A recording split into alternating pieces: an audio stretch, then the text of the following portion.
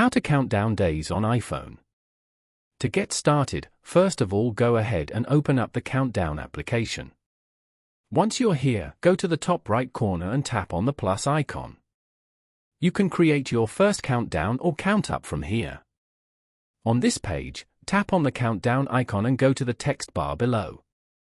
Here, type in the name of the event. For example, birthday. And then, select the date from the option below.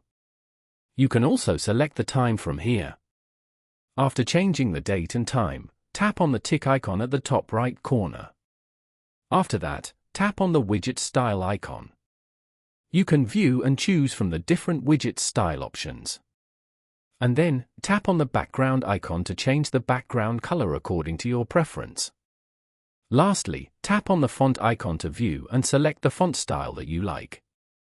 Once you're done, tap on Save at the top right corner. Now, go back to your home screen and long press on any empty area until the icons start to wiggle and a minus sign appears on each app icon. Then, go to the top left corner and tap on Edit. And then, tap on Add Widget. Scroll down and tap on the countdown widget you just created.